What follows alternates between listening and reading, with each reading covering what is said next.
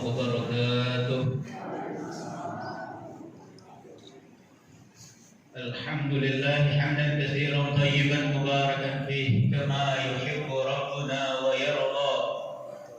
Nahmadullah wa nasta'inuhu wa nastaghfiruh wa nastahdihi wa nastansiruhu wa nu'minu bihi wa natawakkalu alayhi wa na'udzu billahi min shururi anfusina wa min sayyiati a'malina. Man yahdihillahu fala mudilla lahu wa man yudlilhu fala hadiya lahu. Asyhadu an la ilaha illallah wahdahu la syarika lahu. Asyhadu anna Muhammadan 'abduhu wa rasuluhu la nabiyya ba'dah. Allahumma shalli wa sallim wa barik ala sayyidina Muhammadin wa ala alihi wa sahbihi wa man wala. Wa qala Allah tabaraka wa ta'ala, a'udzu billahi minasy syaithanir rajim.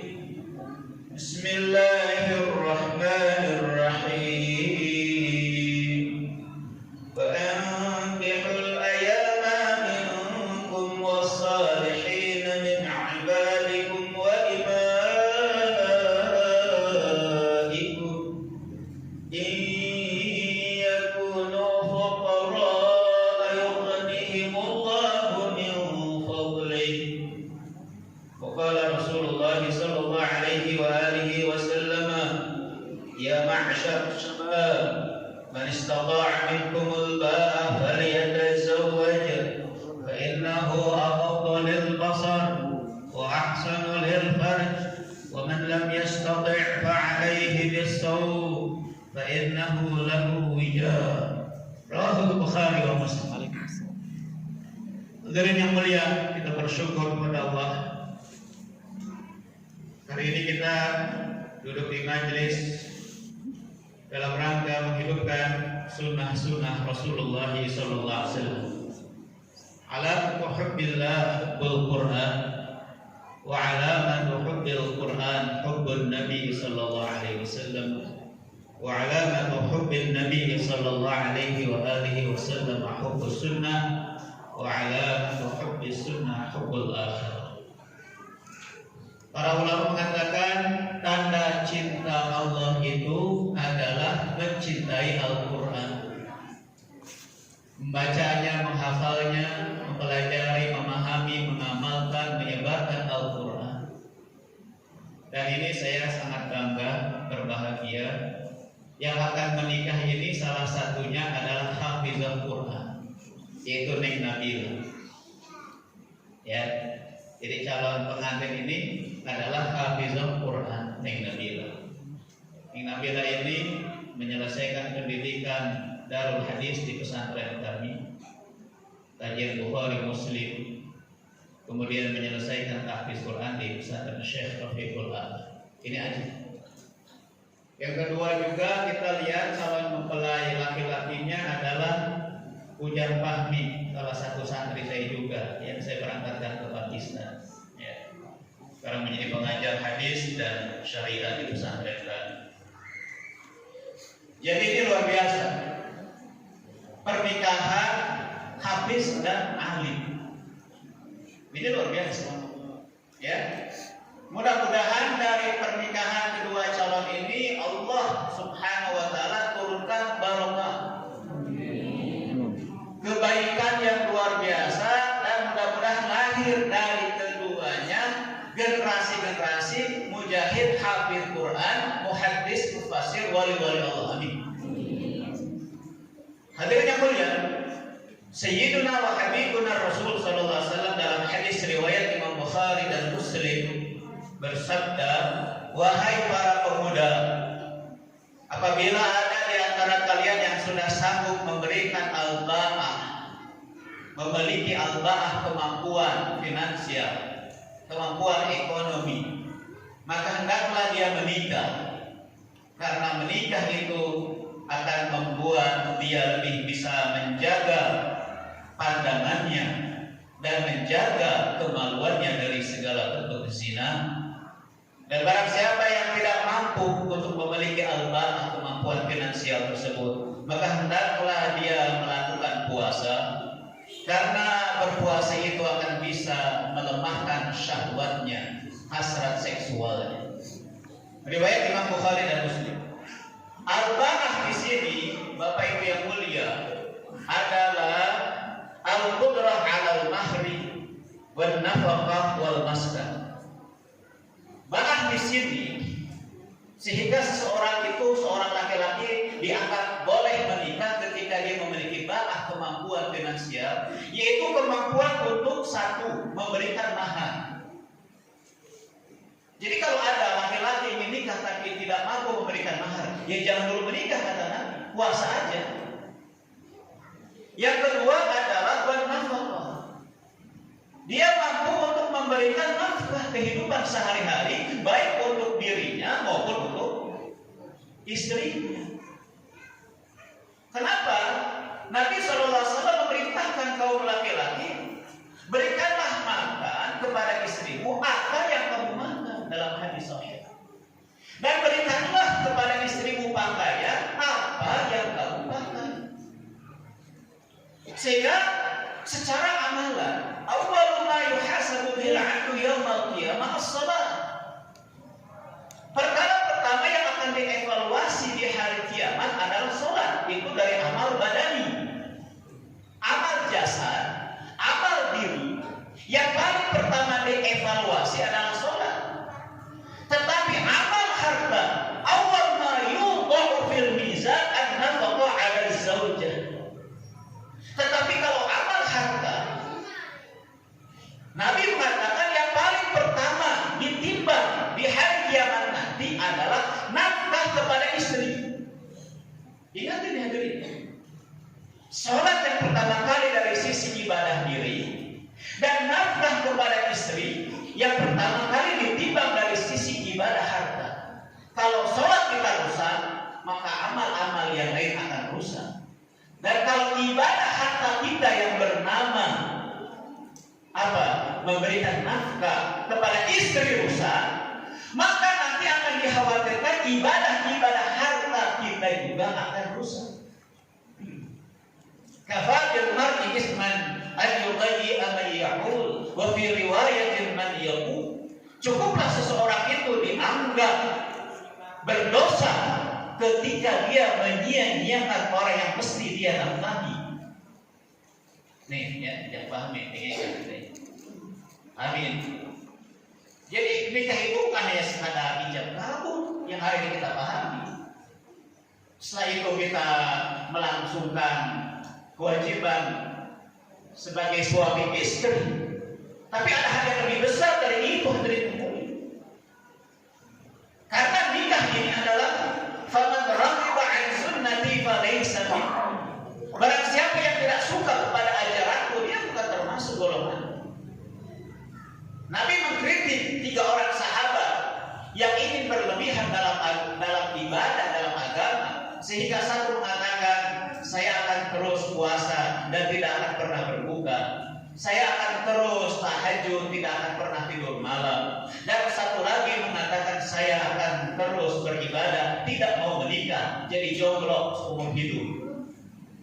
Maka Nabi SAW mengatakan, antumul ladzina qultum kada wa kada. Wallahi inni la akhsyakum lillah wa atqakum lillah, walakinni asumu wa uftir wa usalli wa arqud wa atazawwaju an-nisa, faman raghiba an sunnati falaysa minni.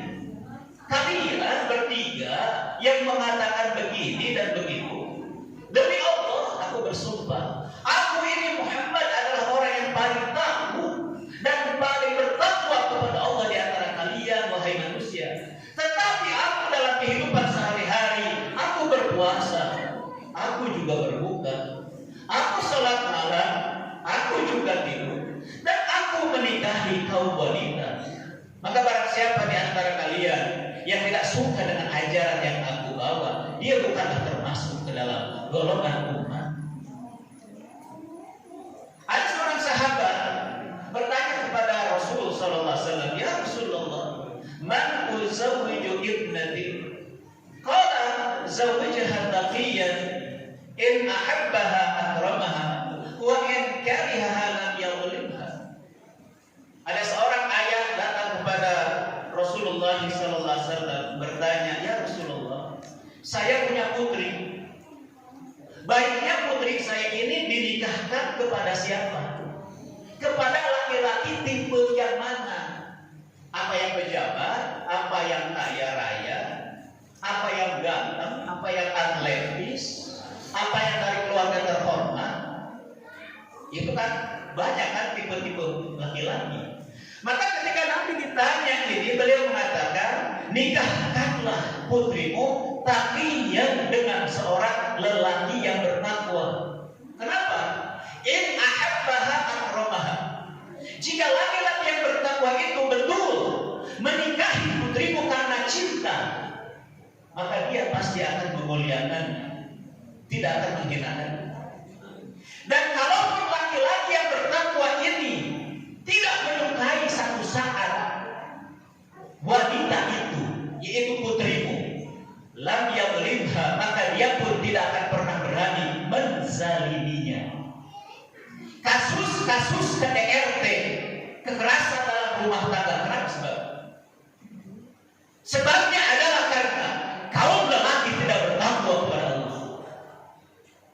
Wa tazawwadu fa inna khayra zadi taqwa. Berbekalah kalian, sesungguhnya sebaik-baik perbekalan adalah takwa. Maka pesan saya kepada yang pahami, bertakwalah anta kepada Allah. Bawa Allah dalam kehidupan rumah tangga nanti. Hadirkan sunnah Nabi dalam kehidupan rumah tangga. Karena Sayyiduna wa Habibuna Rasul sallallahu alaihi wasallam sudah mengatakan dalam hadis riwayat Muslim, al-birru husnul khuluq wal ithmu ma haka fi sadrik wa karihta an yattali'a alaihi nas. Seluruh bentuk albir, kebaikan, ketaatan adalah husnul khuluq, baiknya akhlak.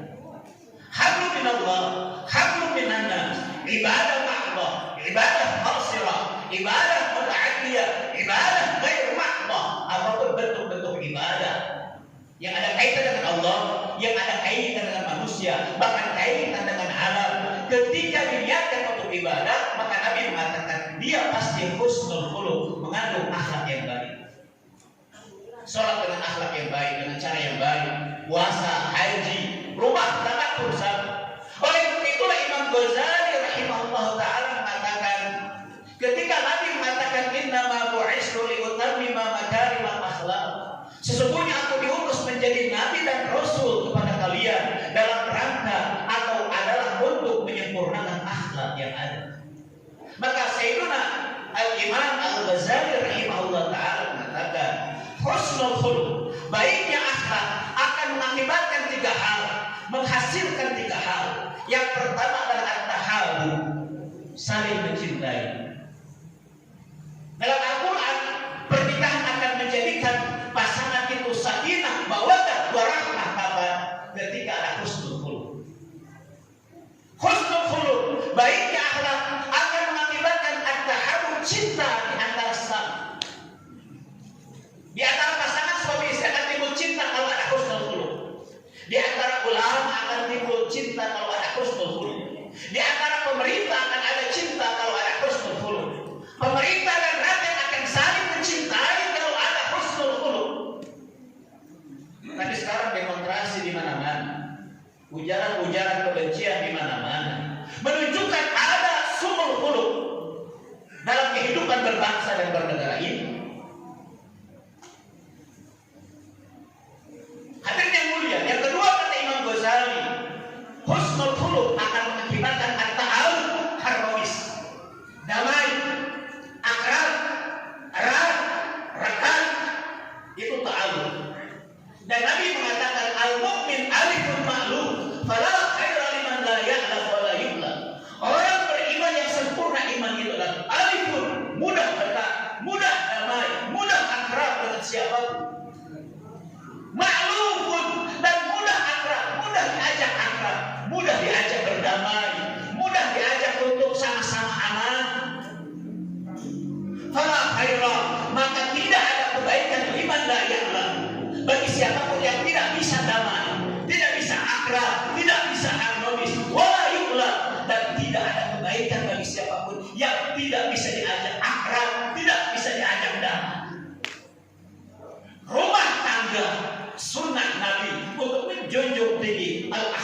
Syahru Karimah, dan ini adalah bulan Maulid, bulan kelahiran Sayyiduna wa Habibuna Rasul sallallahu alaihi wasallam. Dan pernikahan ini sekarang akan dilaksanakan di bulan Maulid ini. Maka pesan saya kepada yang Fahri dan yang Nabila dan kepada seluruh yang hadir di sini, pada saya terutama yang berbicara, pada KO yang menikahkan, pada saksi-saksi yang menyaksikan, perbaiki akhlak kita, bawa sunnah Nabi dalam kehidupan rumah tangga. Karena dalam sunnah Nabi ada hidayah, ada iman, ada takwa, ada rahmat, ada barakah. Walau aman ahlul qura amanu walau aman ahlul qura walau anna ahlul qura amanu wattaqau la fatahna alaihim barakatin minas samai wal ardh. Jika penduduk satu kampung beriman dan bertakwa kepada Allah, pasti dan pasti kami akan bukakan untuk mereka keberkahan-keberkahan yang turun dari langit dan muncul dari bumi. Maka hadirin yang mulia, pernikahan ini harus menjadi sebab perbaikan 5 hal. Yang pertama, islahul yaqin wa tauhid. Perbaikan ini harus menjadi sebab perbaikan iman dan tauhid. La ilaha illallah Muhammadur Rasulullah harus ada dalam diri kita. Karena pernikahan ini adalah wa min ayatihi, merupakan ciri-ciri tanda-tanda kehebatan kebesaran Allah. Jadi kalau ada orang nikah, ada saksi nikah, ada penghulu nikah, ada khatib nikah, harusnya dengan pernikahan ini imannya naik. Karena Nabi mengatakan orang yang menikah setengah imannya telah Allah sempurnakan. Dan hendaklah dia menyempurnakan sebagian lagi imannya dengan takwa kepada Allah. Maka pernikahan, yang menikah, yang menikahkan, yang menyaksikan, termasuk penghulu dan lain-lain kita yang hadir, harusnya tambah iman. Ini adalah kehebatan Allah. Allah mempertemukan 2 jenis manusia yang berbeda, dari 2 keluarga yang berbeda, dari mungkin kota yang berbeda, dari kebiasaan yang berbeda, dalam satu majlis ini dinikahkan. La ilaha illallah. Yang kedua, pernikahan ini harus bisa menjadi sebab islahul ibadah, perbaikan ibadah. Nabi mengatakan tunkahul mar'ah li arba'in, limaliha wa li hasabiha wa li jamaliha wa li diniha fadfar bidzati din. Wanita itu dinikahi karena 4 faktor. Yang pertama karena hartanya, yang kedua karena keturunannya, yang ketiga karena paras cantik atau tidaknya, yang keempat wanita dinikahi karena agama. Maka beruntunglah kamu wahai laki-laki yang menikahi wanita karena agama. Sama wanita juga menikahi laki-laki karena apa itu. Jadi ini bukan cuma untuk wanita, karena an-nisa syaqaiqur rijal fid din. Wanita itu adalah saudara kandung laki-laki dalam mengamalkan agama. Maka sama, seorang wanita menikahi laki-laki, satu karena hartanya, yang kedua karena keturunannya, yang ketiga karena kegantengan parasnya, yang keempat karena agamanya. Maka beruntung wanita yang menikahi laki-laki yang beragama. Dan saya percaya kedua calon ini insya Allah beragama, karena dua-duanya adalah satu hafiz alim, yang satunya adalah alim ulama. Yang ketiga, pernikahan ini harus bisa menjadi sebab islahul muamalah, perbaikan ekonomi, hubungan ta'amul. Kenapa? Nabi mengatakan, in kana kharaja yas'a ala auladihi fa huwa fi sabilillah, wa in kana kharaja yas'a ala abawayhi syaykhaini kabiraini fa huwa fi sabilillah, wa in kana kharaja yas'a ala nafsihi li'ifa fa huwa fi sabilillah, wa in kana kharaja riya'an wa mufakharatan fa huwa fi sabilil syaitan. Jika laki-laki ini, kata Nabi, dia keluar dari rumahnya dalam rangka bekerja mencari nafkah untuk anak-anak yang masih kecil, maka dia sedang berada di jalan Allah. Kalau dia keluar dari rumahnya untuk mencari nafkah demi ayah ibu yang renta, dia juga sedang berjihad di jalan Allah. Kalau laki-laki ini dia keluar dari rumahnya mencari nafkah untuk menjaga dirinya supaya tidak minta-minta dalam pemenuhan sandang pangan papannya, dia juga sedang di jalan Allah.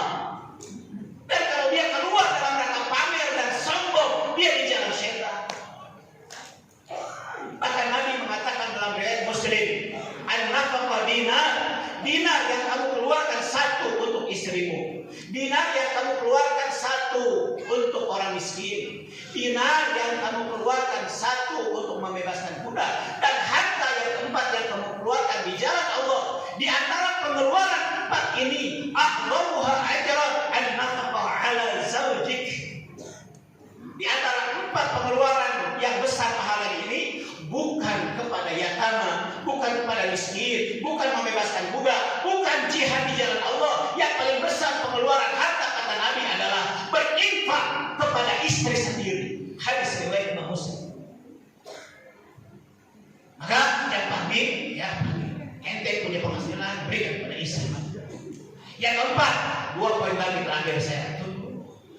Pernikahan ini harus menjadi islahul muasyarah, perbaikan sosial. Wa ashiruhunna bil ma'ruf. Gaulilah istri kalian dengan ma'ruf. Maka Nabi mengatakan, jangan kamu jelekkan istrimu. Jangan kamu pukul dia di wajahnya. Jangan. Hadirin yang mulia. Nah, sama juga ketika suami dia tidak boleh menzalimi istri, istri pun juga tidak boleh durhaka kepada suaminya. Nabi mengatakan, al-mar'ah idza salat khamsaha wa salat syahraha wa ata'at ba'daha wa ahsanat farjaha qila laha udkhulil jannah min ayyi abwabiha syi'ti. Seorang wanita ketika dia salat lima waktunya, mengerjakan salat lima waktu. Yang kedua, dia mengerjakan puasa Ramadan. Yang ketiga, dia mentaati selalu suaminya. Yang keempat, dia senantiasa menjaga kemaluan harga dirinya. Maka kepada wanita ini di hari kiamat akan dikatakan, hai kamu wanita yang senantiasa jaga salat lima waktu, yang selalu puasa Ramadan, yang selalu taat suami, yang selalu menjaga kemaluannya, kamu boleh masuk surga dari pintu mana yang kamu inginkan. Mana Neng Nabila? Dengarkan. Empat perkara ini Neng Nabila dan kita kaum wanita sebagai istri mesti diamalkan. Ya. Maka Nabi SAW mengatakan, ya la'anallahu mutasawwifin. Allah Subhanahu wa taala melaknat wanita yang suka mengatakan nanti kepada suami. Seorang wanita istri yang dia punya suami, suaminya berhajat kepada dia, lalu dia mengatakan nanti, sehingga keinginan suaminya menjadi padat dengan kata-kata nanti. Allah tidak suka. Kenapa sebabnya? Nabi mengatakan, seandainya aku boleh memerintahkan seseorang untuk bersujud kepada selain Allah, aku akan perintahkan wanita bersujud kepada suami. Terakhir, bagaimana pernikahannya harus menjadi sebab islahul akhlak, perbaikan akhlak. Maka mudah-mudahan dengan nikah ini nanti Jangan Fahmi dan Nabila dan kita semua mengambil iktibar dari sini. Dan kita berniat ini bulan Maulid, kelahiran manusia paling agung di sisi Allah, Sayyiduna wa Habibuna Rasul sallallahu alaihi wasallam, wa innaka la'ala khuluqin 'adzim. Ya Muhammad, engkau sungguh memiliki akhlak yang agung. Kita niat yang akan menikah, yang sudah menikah, yang menikahkan karena Allah, mudah-mudahan sampai pada level akhlak yang mulia. Sebab Nabi mengatakan, man nakahanillah wa ankahanillah faqad istahaqqa wilayat Allah. Barang siapa yang menikah karena Allah dan menikahkan orang lain karena Allah, maka dia berhak mendapatkan kewalian dari Allah. Kang Jamaluddin dan lain-lain juga nikahkan dia karena Allah. Fahmi, Nabila, ente berdua nikah karena Allah. Yang bersaksi dan menyaksikan penghulu saya juga niat menikahkan karena Allah. Siap semua insyaallah. Mudah-mudahan Allah berkahi keduanya, jadikan rumah tangganya sakinah, mawaddah warahmah, dan kita yang hadir juga dapat maghfirah dari Allah.